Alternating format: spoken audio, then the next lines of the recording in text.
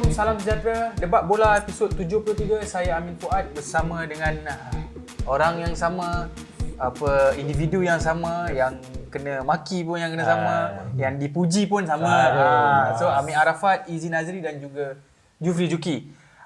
Episod 73 ni kita nak cerita pasal penyerang. Baru-baru ni kita dengar nama Sharil Fikri meletup sebab dia skor 4 gol 4 gol.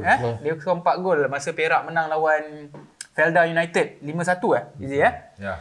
Beliau kini menduduki carta liga penjaring terbanyak dalam liga dengan 9 gol Sharil Fikri mampu menang kasut emas dengan baki 2 perlawanan lagi. Aku rasa macam Mehmet sendiri ada komen berkenaan dia. Dia kata okeylah dia puji satu tim dan dia kata Mehmet sendiri cakap ada perkembangan positif lah dengan Sharil. Iki ke Eki tu? Iki. Ada perkembangan positif dengan Eki. Dan dia main depan pun dengan Rufino kan? Jadi, Bukan Rufino pula.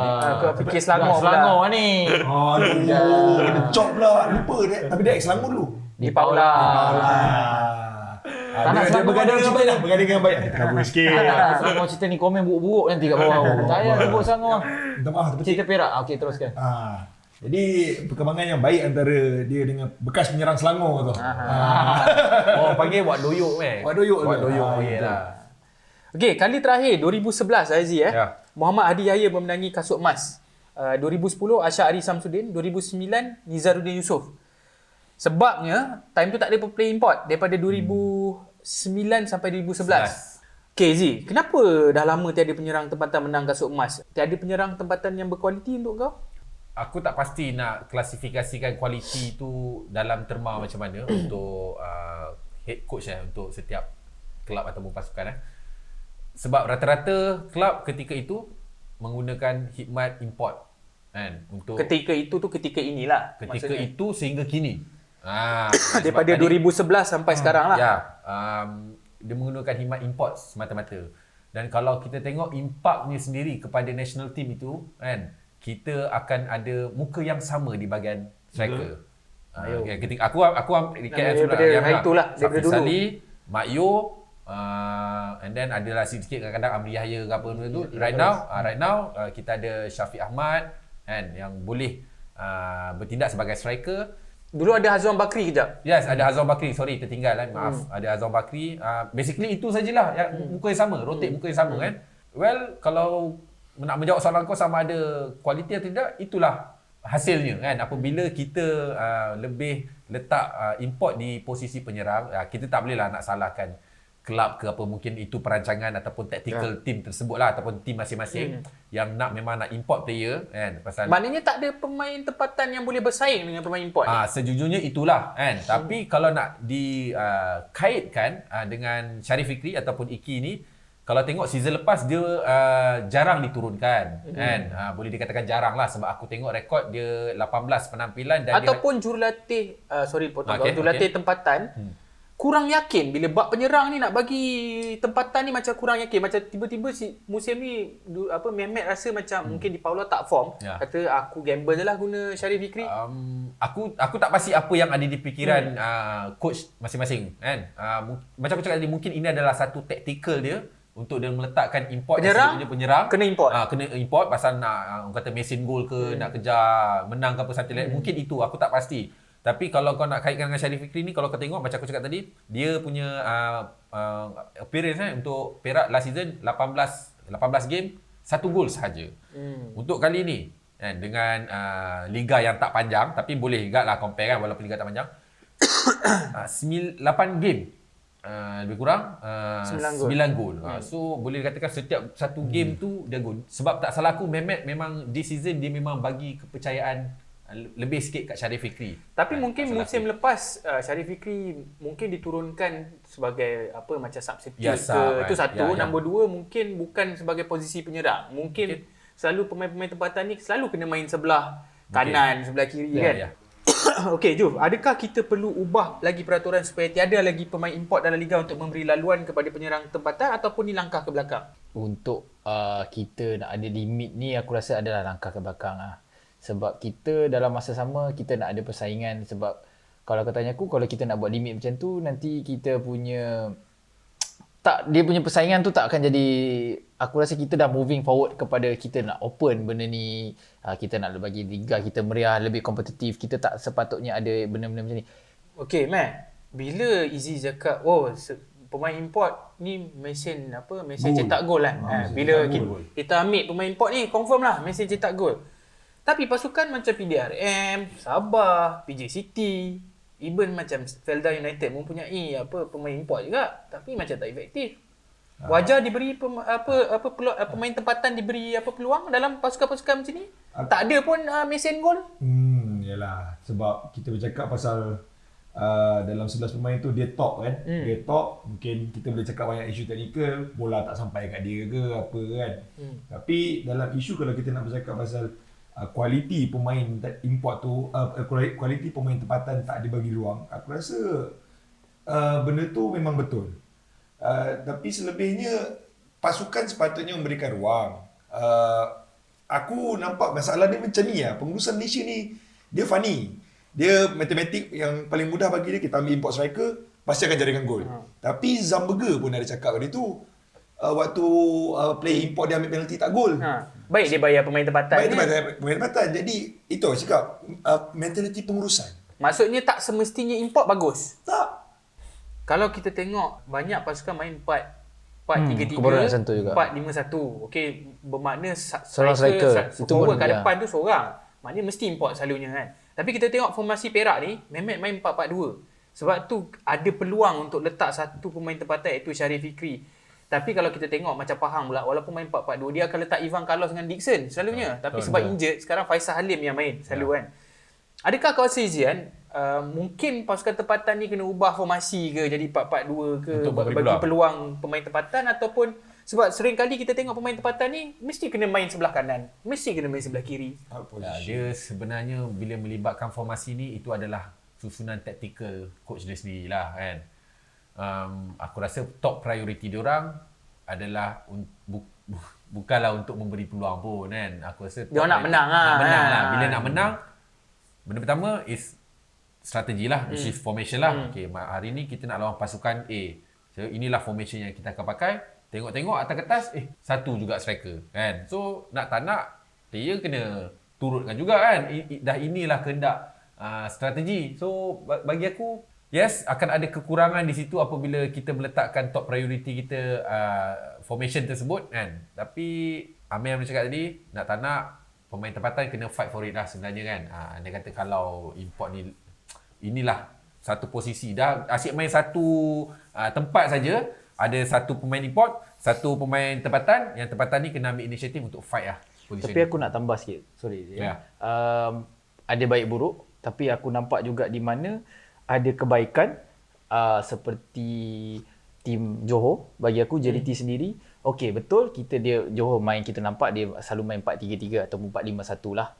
Mana, tapi dia memberi peluang di mana kita nampak Devlet Safawi tu lebih sharp. Walaupun winger, dia dah modern winger yang masuk dalam dengan main tactical yang macam forward lah. Actually dia dah forward role. Dia dah bukan typical winger yang kita dah tak nampak bila apa yang Pawi ada, sumbangan dia kepada Harimau Melaya pun sendiri, dia dah tak jadi typical winger yang cross. Dan dia adalah tipikal, dia dah jadi macam Iron Robben lah, senang cerita. Dia 4-3-3 lah dia actually kalau tak ada sistem tu sendiri 4-3-3 tu, dia ada GT, kita tak akan nampak pun Pawi yang sekarang tu juga. Bagi aku baiknya, dan striker seperti Syafiq Ahmad yang kita nak mencari poacher, tapi Syafiq Ahmad juga boleh main macam false nine tu. Bagi aku itu mengajar player-player kita benda yang barulah. Macam ni lah Aubameyang sebenarnya main top striker, tapi dengan Arsenal dia terpaksa main sebelah kiri kan. Tapi still efektif. Masih sharp, lah. Boleh betul, kata efektif jugalah. Sebab dia dulu dekat Borussia Dortmund pun dia main kanan dulu. Okey, so maknanya pemain tempatan kalau kena main sayap pun dia orang terpaksa ambil peluang tu untuk tunjukkan bakat dia orang lah. Apa solusi atau cara terbaik untuk Liga Tempatan lahirkan penyerang tempatan yang lebih ramai? Mungkin strategi coach tu lah sendiri aku rasa yang boleh membantu sebenarnya kan. Tapi macam kau cakap tadi, kalau kau cakap strategi coach, strategi dia untuk menang. Betul. Tapi tak tentu menang tu. Tapi itulah kadang-kadang coach ni pun dia, aku tak ada lesen tau. Tapi aku cakap apa yang aku pandang lah, yang aku nampak lah as a logic akal. Ni, tak sebelum Sebelum aku memulakan satu, aku bagi tahu dulu. Supaya Nanti mudah. kan ada komen logik. Yes. Tapi kau ada lesen kereta ada lah. Ada, Alhamdulillah ada Min. So, maksud aku kat sini, yes, Amir kata mungkin strategi dia begini, strategi dia. Pakai satu striker, okay. Tiba-tiba katakanlah tak berkesan strategi ni. Dah main 3-4 game begini juga kan. Bolos, atau tak score kan. Asyik susah je nak score kan. Mungkin boleh ubah sikit dan ambil inisiatif lah untuk ubah. Dan mungkin boleh letakkan local striker ke ataupun pairing kan local striker dan juga import striker kan. Orang kata tindakan ni sebenarnya boleh memberi ruang dan juga peluang kepada striker lokal tu untuk buktikan sesuatu lah. Kita punyai satu pool player yang banyak peringkat untuk striker ni daripada belia sampai ke senior lah. Tapi kita question mark kenapa pertumbuhan diorang ni ada problem. Jadi kita tak boleh dapat cari, kenapa kita tak nak cari macam siapa Ramadan Saifullah. Saifullah. Dia pun main winger. Winger. Okay. Converted player macam tu on striker force. Kalau kita bercakap pasal single striker poacher, macam Syaril Fikri sendiri, kenapa kita tak boleh nak buat another Safi Salih lah paling dekat dia cakap. Aku rasa lebih kepada pengurusan tu sendirilah. Aku nampak macam agak bias. Tapi aku tak rasa pemain diberikan peluang yang baik. Peluang yang banyak di samping. Kalau nak cakap pasal player, kau kena kerja kuat lagi lah. Okay, aku nak tambah sikit lah Ini yang aku rasa nak kata terbaik aku tak tahu. Tapi ini mungkin boleh dijadikan rujukan lah di masa akan datang lah. Whether kalau Liga nak ambil, bayar akulah consultant fee. Okay, Liga Perdana boleh menjadi hak pemain tempatan. Mungkin hadkan penggunaan pemain import di Liga Perdana. Itu salah satu. Maksudnya sebab Liga Perdana kau tak main AFC. Apa kelebihan kau nak kena ambil pemain import ramai-ramai? Selangor 2, Terengganu 2, Perak 2, JDT 2 tak perlu ada import. Tetapi ada syarat. Jangan bagi pasukan ni naik ke Liga Super dan turun ke M3. Yang sekarang ni mungkin dia orang boleh turun ke M3 tapi memang confirm tak akan naik Liga Super. Maksudnya dia orang ni boleh fokus untuk bersaing dalam Liga Perdana. Nombor 3 yang aku nampak ni, beri wang insentif kepada pasukan Liga Super kalau turunkan penyerang tempatan. Mungkin kalau minggu ni tiba-tiba kau turunkan Faisal Halim untuk Pahang kan. Kau bagilah mungkin RM10,000, RM20,000 FAM bayar kan. Maknanya benda ni Jepun buat. Sebab Liga Jepun pun ada masalah yang nak kata teruk macam kita, tak ada teruk macam kita. Tapi diorang pun, pasukan diorang pun mungkin ada pemain-pemain import. So diorang buat benda macam ni. Diorang kata okay, aku akan bagi korang insentif dari segi wang. Kalau kau turunkan pemain Jepun bawah 23 tahun. So mungkin klub-klub yang mungkin kurang duit ke ataupun yang tengah berhutang tak bayar gaji, ni aku nak turunkan budak umur 18 tahun. Tapi kena tengok minit lah. Kena lebih 60 minit ke 70 minit kan. Tak boleh lah turun untuk lagi 2 minit nak habis. Betul. Bak RM10,000. Bak RM10,000 FM kata minta kan. Yelah. Mas tahu Malaysia mengelak dia. Elak orang Melayu kata kan. Okey, itu cadangan aku lah. Sebab tu aku tanya korang punya cadangan kan. Adakah Syarif Fikri penyerang utama untuk Harimau Malaya untuk masa akan datang? Rekod musim ni macam tadi kau cakap 8 game. Dah jadi 9 game lah Min. 9 game 9 game 9 gol kan. Mak Yo 2 game 0 gol. Okey. Dia dengan pemain dengan pelawan apa? BG Bangkok Glass. Patum.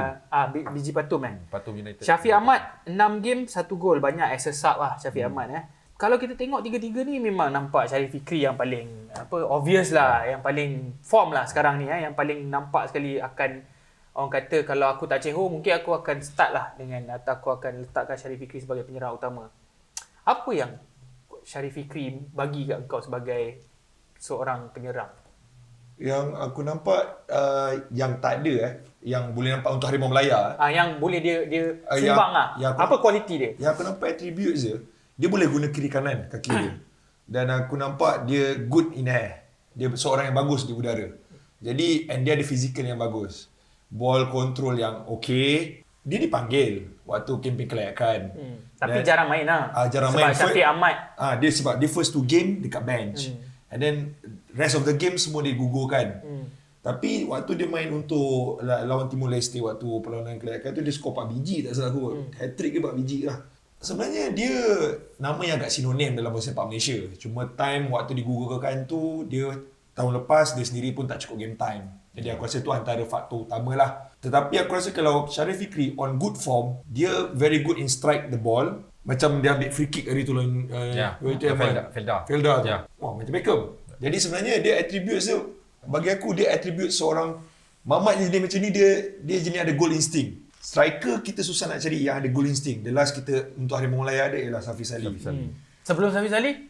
Nizarudin Yusof. Dia ustaz. Favourite kau Min, yang dua tu. Bukan Hairudin ke? Orang masih ulang Nizarudin. Panggil datang sini Nizarudin tu. Kan? Ahmad Rizal lah. Ahmad Rizal. Ahmad Rizal. Kali jam dia semua ada. Tapi overall aku rasa dia akan bagi good sebab dia ada pace. Mamat ni ada pace. Boleh membandingkan kepada Tan Chee Ho lah untuk start. Selain Syafiq Ahmad, Mak Yu dan Syarif Fikri, ada penyerang tempatan lain tak yang boleh ketengahkan bagi kau, Z? Aku bila kau tanya aku tu aku rindu Rozaimi sebenarnya. Okay. Sejujurnya Mana pergi dia? JDT 2 pun dah tak main dah rasanya. Jarang lah. Itulah aku pun tak berjaya nak detect dia dekat mana sekarang ni kan. Pasal soalan yang Amin tanya ni baru terkeluar kan. So sejujurnya aku merindui Rozaimi tu sebab masa dulu aku menggambarkan dia adalah Neymar Malaysia lah orang kata kan. Dan gosip dia dengan Neymar Malaysia orang kata sangat kuat lah. Kita asyik panggil dia Neymar Malaysia ke apa benda kan. Orang Malaysia kan suka macam tu. Tapi itulah faham dia punya career dia jatuh rentetan daripada dia accident. Dia ada accident yang agak teruk, kemudian rehat dan something like that ke apa ke. At that time dia terus flop. Hazwan Bakri macam mana Jom? Sebab Hazwan Bakri pernah menjadi korang kata salah satu pemain Future yang lah. Fenomena. bukan fenomena, macam future lah, macam Amir cakap apa, macam kita ingat Hazwan Bakri ni The akan next in line. yang boleh ganti Safiz Ali. Aku tak mengikuti Hazwan Bakri lagi, tapi kalau menjawab soalan kau selain pada yang nama 3 tu siapa, kalau nak menceritakan bagi peluang, sebab tadi 3 tu aku rasa memang akan bin call up lah. So kalau nak mengisi kuota lagi seorang, nak jadikan 4 striker, mungkin kita boleh tengok pada Liga Perdana siapa player lokal yang paling berbakat lah untuk strike force. Sebab aku, to be frank, aku tak berapa follow untuk Liga Perdana. Tapi Jeffrey Chu. Liga tu aku cakap Liga Perdana kalau macam Liga Super adalah Iki. Mesti Liga Perdana ada someone yang score dia punya statistik bagus. Aku rasa tak salah kita panggil dia untuk Harimau Malaya. Statistik yang aku ada kat sini, Faisal Halim, tapi ni bukan Liga Perdana lah. Dia sekarang lately ni banyak juga main dengan Pahang. 2 ke 3 gol dengan Pahang sekarang ni kan. Faisal Halim banyak main support striker lah. Kalau untuk dekat Liga Perdana ada 3 nama kat sini. Daniel Asri, Selangor 2. 6 gol sekarang ni bersama Selangor 2. Mungkin dia 3 gol di belakang top scorer lah. Kenapa Daniel Asri ni boleh menjaringkan banyak gol? Sebab dia daripada Belia ni. Daripada Belia Selangor dulu tak salah aku. Bukan Sebab MVP, tak sure, aku rasa bukan NMDP. Sebab Selangor ada satu je pemain import. Dia terpaksa memang mainkan pemain tempatan. Sebab tu bila aku cadangkan yang sebenarnya tadi tu, Liga Perdana ni boleh jadi hub untuk pemain tempatan. Supply supply kan. And then ada nama Engku Syakir, Engku Yaakob, Terengganu 2 dengan 4 gol. Yang ni aku tak pasti dia. Aku rasa dia main striker juga ke ataupun winger, aku tak sure. And then ada seorang lagi ni, member aku daripada penyokong KL, dia cakap Azim Rahim ni 2 gol tapi selalu kena main belah sayap macam biasalah kan. Kalau kau nak tahu ada potensi kan, Mamat ni boleh main ke tak, first of all, Mamat tu kena main kan. Lepas tu kita kena tengok dia ada potensi ke tak. Setakat ni yang jaringkan gol ni, ini je lah yang kita nampak kan. Okey, itu saja perbincangan kita orang sebenarnya pasal penyerang tempatan ni. Sebenarnya penyerang tempatan ni dah 2-3 kali dah kita sebut. Betul. Aku harap cadangan yang aku bagi tadi tu kalau didengari, kalau ambil pun bayarlah. Itu je minta. Bukan apa, sebab susah tu aku nak cari apa yang nak kena fikir apa benda nak bagi pemain tempatan ni kan. Sebab bukan senang. I mean, kalau kau tanya aku, setiap liga dekat dunia ni, even macam Jepun ke, even EPL ke apa kita cakap, dia orang pun ada kadang-kadang masalah sama. Kadang-kadang macam nak cari dulu masa zaman-zaman mungkin zaman-zaman dulu EPL susah nak cari striker England kan, sebab banyak sangat foreign apa pemain import kan. Sama juga mana-mana. So aku harap mungkinlah Liga Perdana boleh jadi hub ni. Aku mengharap itulah kan kesudahannya, dan aku harap kita akan jumpa lagi di episod yang akan datang, dan harap-harapnya Syarif Fikri akan menjadi pemenang kasut emas. Nama Ike. Jumpa lagi. Assalamualaikum. Main ke-12 dengan kerjasama Tiki Taka Design. Boleh follow Instagram Tiki Taka Design. Min, next. Okay, boleh follow kita orang punya media sosial. Twitter apa sih? Pemain_ke_12. Facebook Pemain ke-12, search. Kalau nak buka shopping, kat Shopee, klik link kita dekat YouTube kita kat description tu, boleh klik link kita, beli barang-barang Kau nak beli kat Shopee, klik link pakai True kita punya. Kenapa klik situ, Matt? Itu kita boleh dapat sikit lah. Nanti kita boleh upgrade lagi kita punya studio kan. Untuk korang juga. Yes. Okay, kita jumpa lagi. Salam.